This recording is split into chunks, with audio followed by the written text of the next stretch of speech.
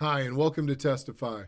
Today, on episode 1 of What's Your Story, we're glad to have in studio Pastor Greg Washington.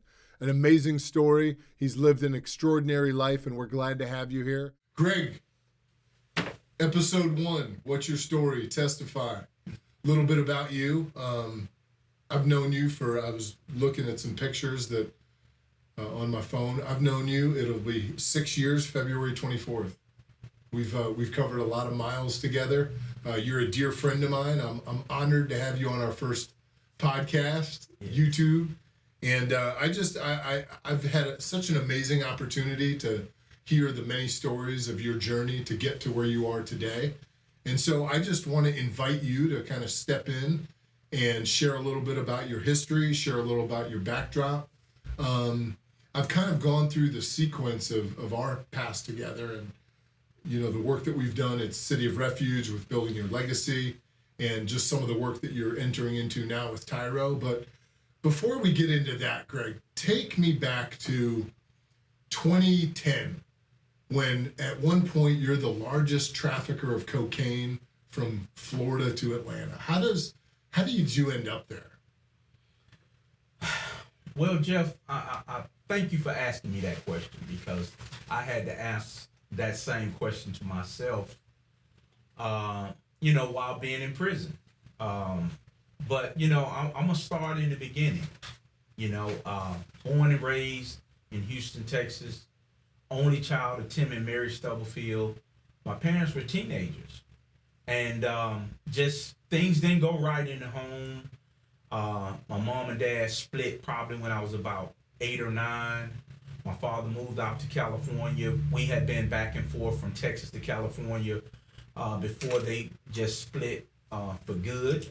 And I went out to live with him. I'll never forget it, man. Early 1981. I went to go live with my father in Inglewood, California. And it was a great experience for me. I was 11, 12 years old, just kind of preteen. Just kind of seeing how my father lived, and he was like a teenage boy himself, but he was raising me, man. And I had an opportunity, once I left to go back home. My mom had took a job in Orlando. She started working at Disney World. She was on a lot of... So how old were you at this point? At this time, I'm probably about 13, maybe turning 14 years old. And when I got ready to go back home, it wasn't Texas. It was Orlando, Florida. And, I grew up, Jeff, just playing sports, man. I was a good kid. So really only child. I didn't really give my parents any problems as a child. But, moved to Orlando and just started hanging out, played a little sports, and realized, like, my 10th grade year that, sports wasn't the path that I was going to take.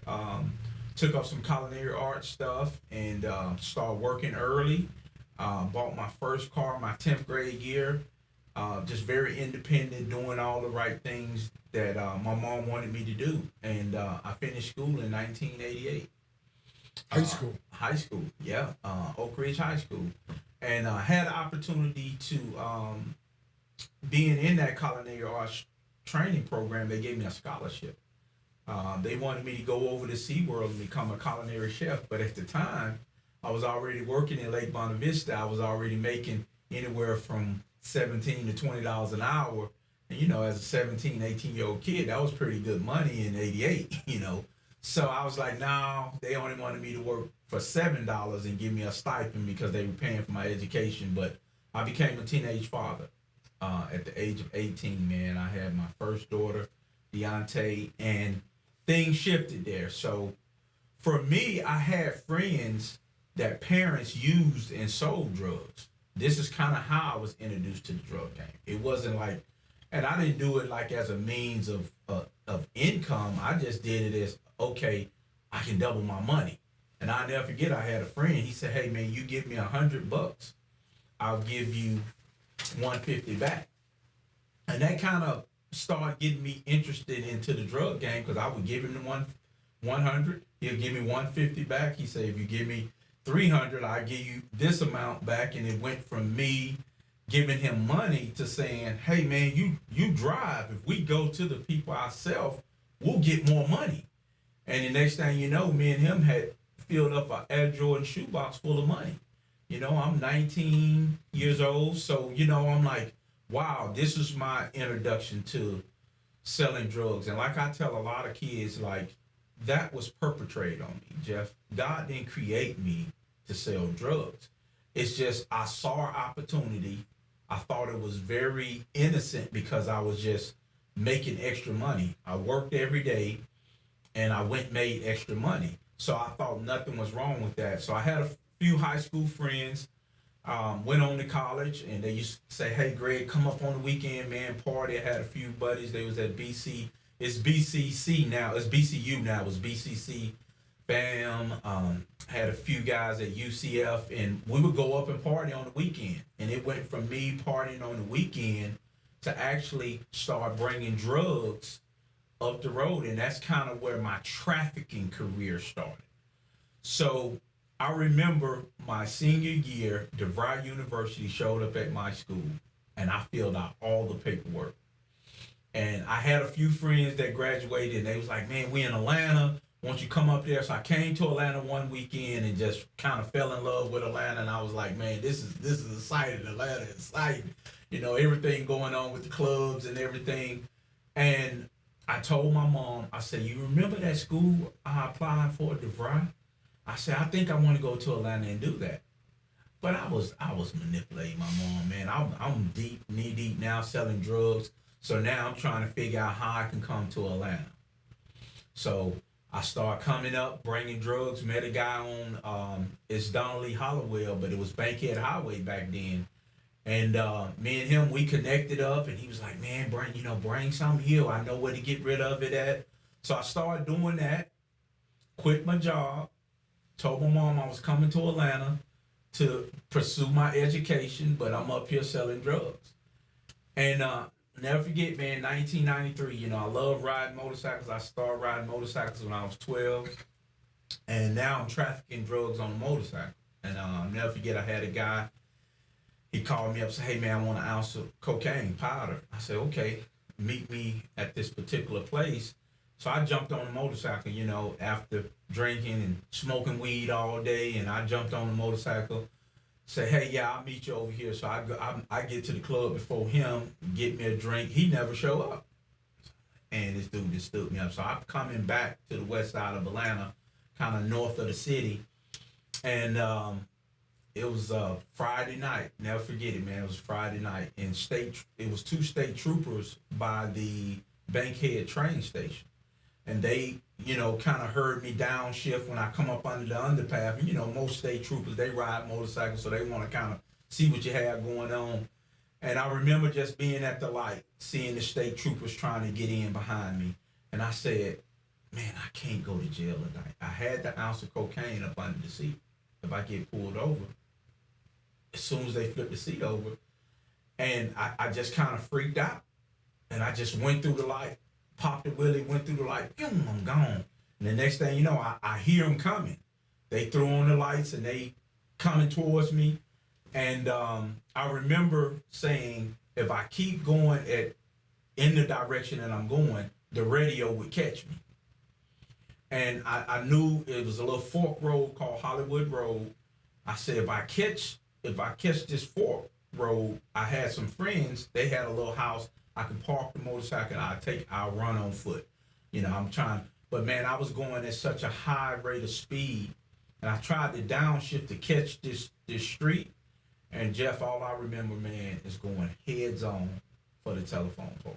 I don't know what happened, but it was almost like a force had grabbed the handlebars.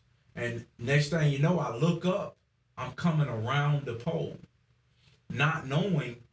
I had on short pants. I didn't have on no gear. I was really just on the bike, just a helmet. And my kneecap had hit the pole, and it spun me around. And I come back out in the road, and the bike kind of laid down and kind of slid from like here to about half mile. And all I remember was kind of pushing the bike off of me and saying, "Man, I got to go." and I got ready to get up, not realizing that I done left my kneecap on the pole, and I fell to the ground.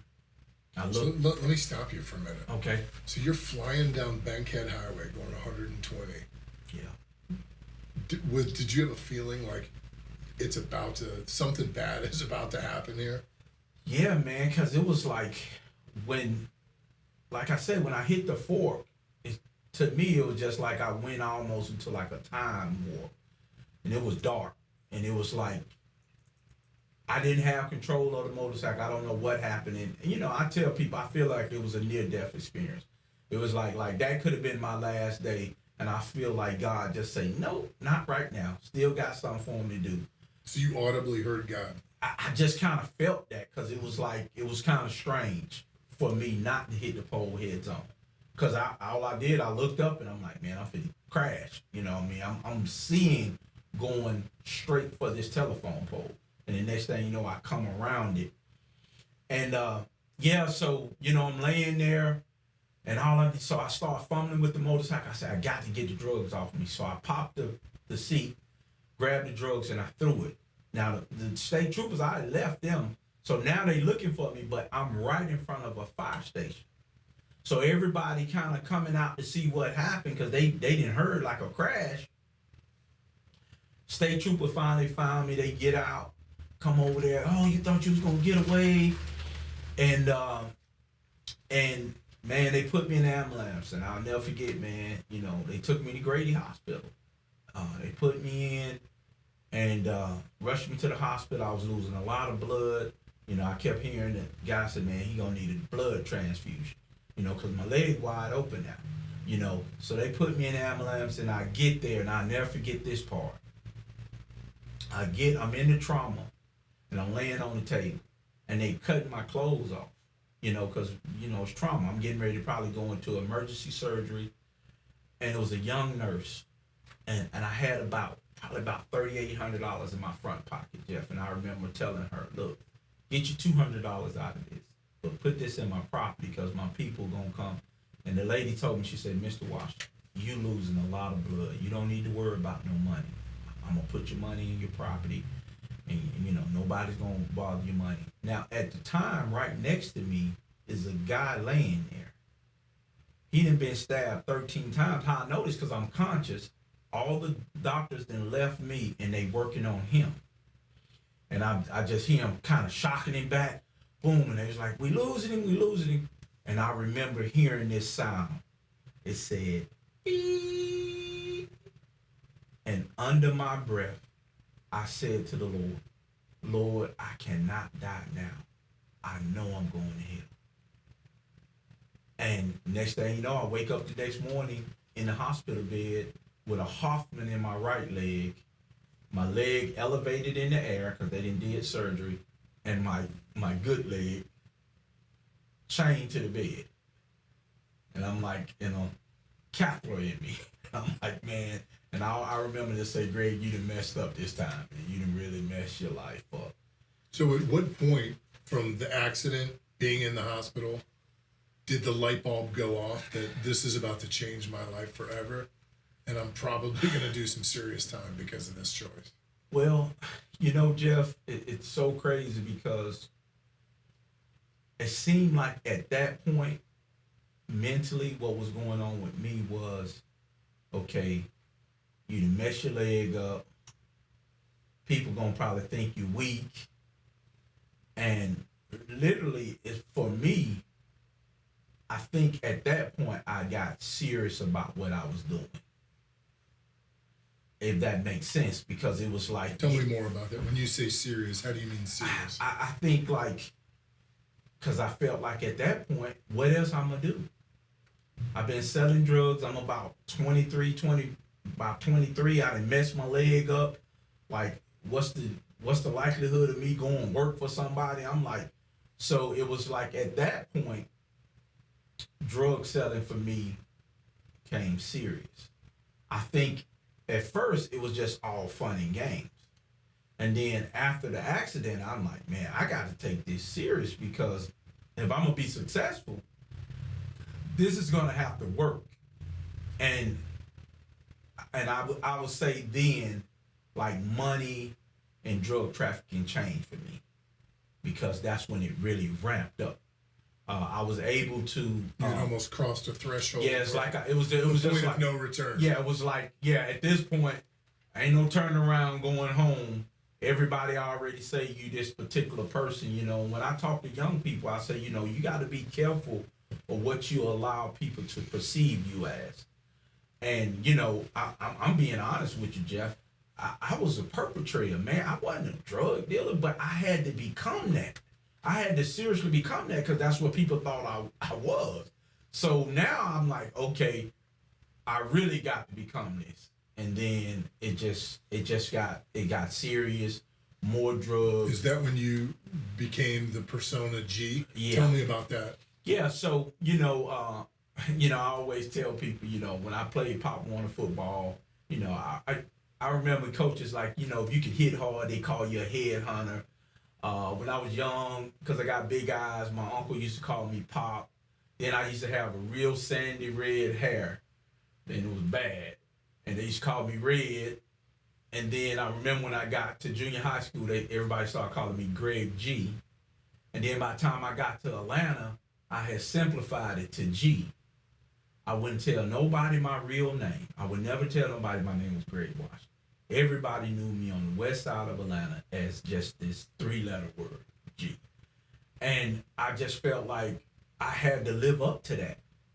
You know, I had to live up to that expectation. You know, you think about people in Orlando who I finished school with. Probably some of them went on to college, got married, was doing that. You know, so if anybody asks, what's Greg doing? Man, old Greg's in Atlanta. You know, he got all the drug money and, you know, stuff like that. So I know people are hearing this part.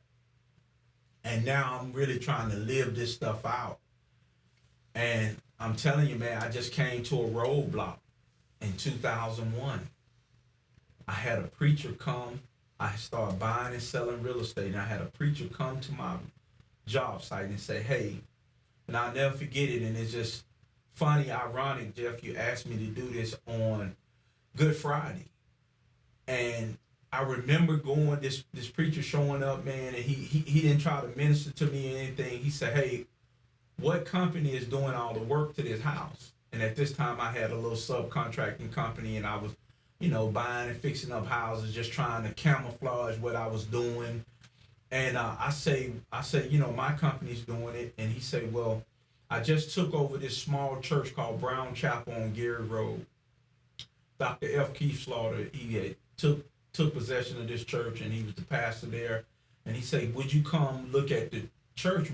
The church is talking about putting a steeple on top of the church. They talking about putting a cross on top of the church. And I say, well, look, I'll do it for a tax write-off. So I had my guys come there on a Saturday. And, you know, we took this old steeple off, and I really stuck my hand in something because once they peeled it back, they had rotten wood. So now I got to buy a whole bunch of lumber. And it wound up costing me about $700 or $800. Then I paid the guys. But I said, okay, I'll do it. And him being a preacher, I know he was going to invite me to church. And he invited me to church the next day. The next day I go to his church, him and a friend, me and one of my friends, we go to this church. I'm sitting in the audience. I don't remember nothing he preached about. But he said one thing that caught my attention. He said something about Tupac Shakur. And that was one of my favorite rappers. And I'm like, and it kind of got my attention. And about 5 minutes later, I'm standing in front of his altar, weeping and wailing and telling him how terrible a person I was. And whatever he got, I needed. If it was Jesus, I needed something because I felt so empty inside. I was about 31 years old. I had money. I was doing everything that I wanted to do, but I was empty. And that was in 2001. And then you fast forward about 11 months later, after my salvation, I was face to face with a judge, and he gave me a 20-year sentence for trafficking cocaine. One of the houses that I was fixing up got caught with some drugs in it, and I went down for it. And I tell you, Jeff, that saved my life because I couldn't run no more. You know, when I was faced with these 20 years, man, he gave me on Halloween of 2001, he gave me 20-year sentence. My maximum release date still haven't came up. My maximum release date is 10/31/2022. That was the So you should still be in prison. I could still be in prison right now. Wow. And it was just like, it was a game changer for me. You know, that I just feel like I ran out of space. Now I'm faced with this time, but it was me and Jesus, you know, and he put me through the test because he used my attorney to say that I would only do 5 years. I couldn't get it. I said, well, I just got 20 years. And my attorney saying, well, you only going to do 5, Greg. I said, I don't get it. I don't get it. I know what he said. I know what the papers say. How I'm going to do 5. But God worked on me, man, and he worked through that situation. And about 3 years in, they modified my sentence to 10 years, and I paroled out in 5. So trafficking drugs, telephone pole, it continues to escalate. You're in prison. Take me to your first day that you're in prison. What's that like? Scary, man. I mean, I'm being honest. I had never been to prison. I had a friend. He had did a lot of time. I had been trying to be faithful to him, and he was telling me about it. But so I go to a diagnostic place, and I had a close friend, man. Me and him did. God bless him. He passed in 2009. We did everything together. So when I get to the diagnostic center, he's there. And I told him, now this is 2002. I told him in 1996, I dreamed that me and him was in prison. We're walking to breakfast 5 o'clock in the morning, both going to breakfast together. And I told him, I said, man, I dreamed this happened. So I stayed there for a few, they evaluated me. And then I went to my first prison probably about 3 months later. And I met this level 5 camp. 85% of the people at this camp had life without parole. So they didn't send me to no boys ranch. They sent me to, and the first day I get there, Jeff, a guy come in my cell, and just like you got your Bible over there, I had my Bible in my hand. And he said, hey man, I heard you from Atlanta, everybody know you, G, and he said, but you got to get you a knife. And I'm like, a knife? He said, yeah, this is a dangerous place. And I said, I'm like, man, I'm good. I said, this is the only knife I need. And I showed him my Bible. He said, all right, be on me, but, you need something, man. Just, they told me to come give you a knife. And I'm like, nah, I'm good, man. So as soon as I got there, man, the temptations of the world was there. I had guys that I knew previously from the street. They had drugs at this camp. They was trying to recruit me in. So I still could have been G. But I know what Jesus had did for me that day in that small church was real. And it was like it was playing out. And I remember being on the yard and I just asked the Lord, I said, how did I get here? And he showed me every act of disobedience that I did that got me to that place. And, I had to live it out. I had to live it out. I had to live out. If I'm going to live for the Lord, that was the only time I had while I was in there. So my journey started, man, and I was just walking with the Lord through the whole process. Met a guy named Scott Hour. He was doing Angel Tree Ministry. He had bought my second daughter was born on my way to this prison. And that was another heart sinker, Jeff. I had an older daughter. She was 15 at the time. But I had my second daughter on my way to prison. And I'm telling you, man, I was torn to pieces behind that. But her mother, she was good. She brought her probably about a week after she was a week old. And she brought her every weekend till I saw her make her first steps in this visitation room. And I remember one day, this particular day, and it kind of changed things for me because this particular day she was walking in the visitation room. Visit was over. I was walking them to the door, And this particular day, she fell out in the floor and started crying. And here you are. And here I am. I can't, the officer telling me to back up. And man, it was like somebody had stabbed me in my heart. And I remember asking God, let me out of here. Who gonna take care of my baby? And God told me, he said, I'm gonna let you go. But you gonna serve me or you gonna die in your mess. And I understood God was real because I had experienced it. And it changed me forever. It changed me forever, Jeff. Because I was face to face with it.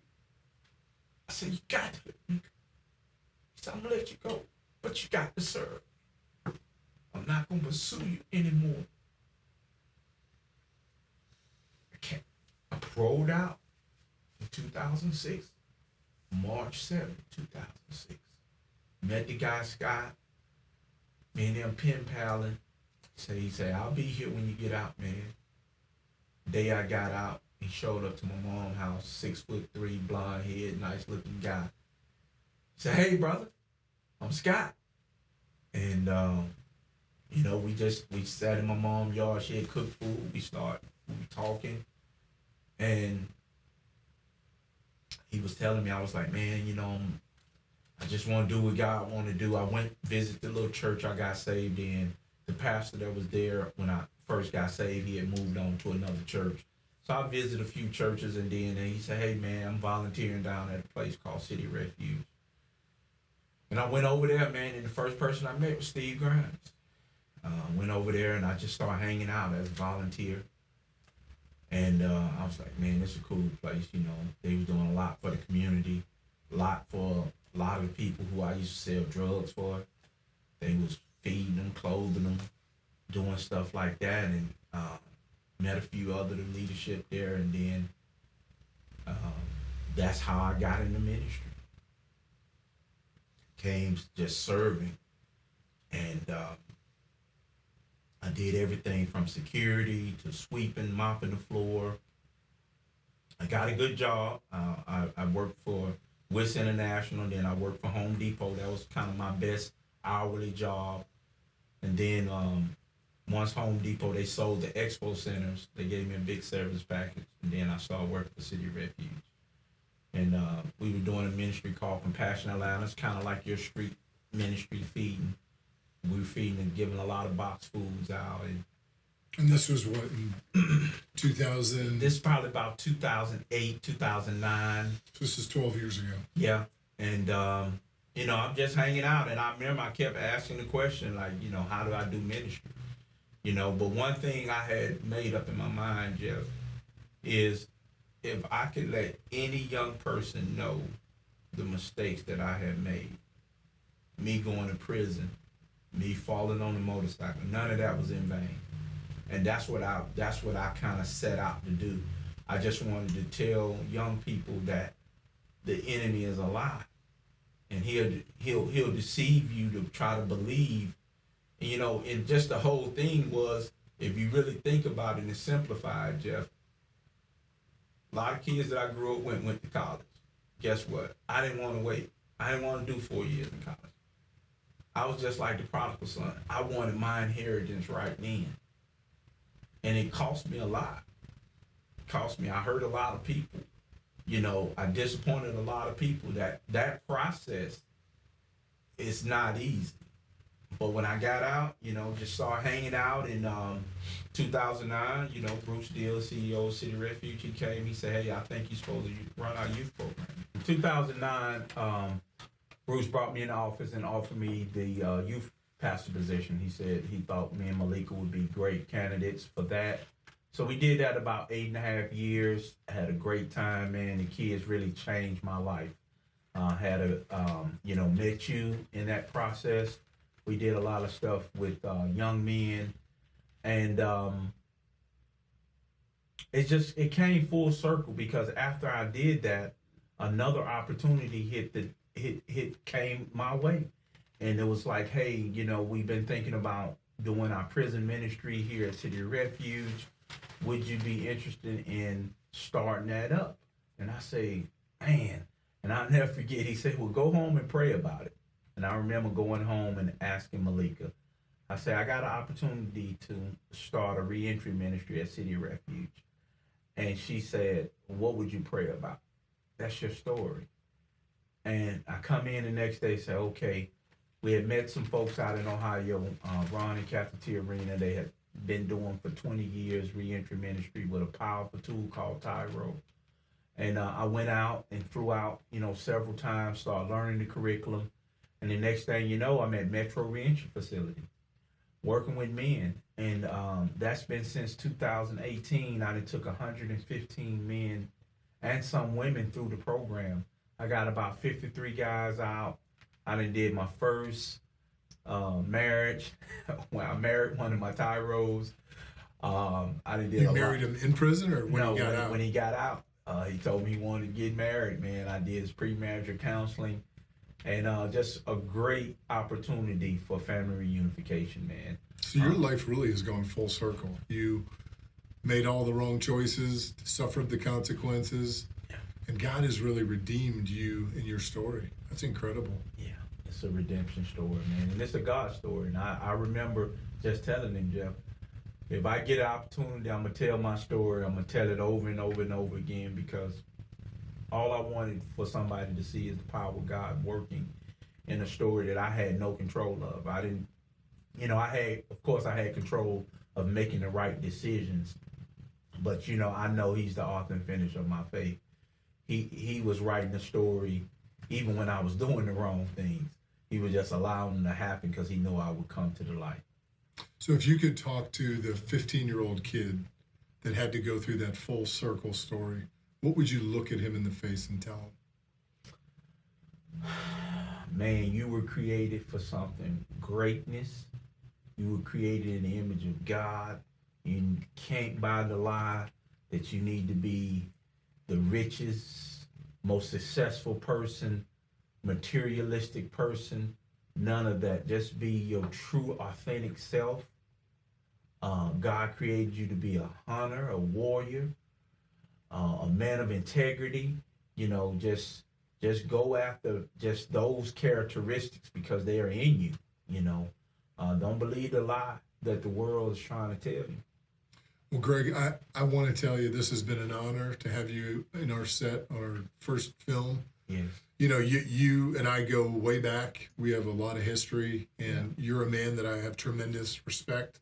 I honor you as a husband, as a father. I know that you've been instrumental in my marriage.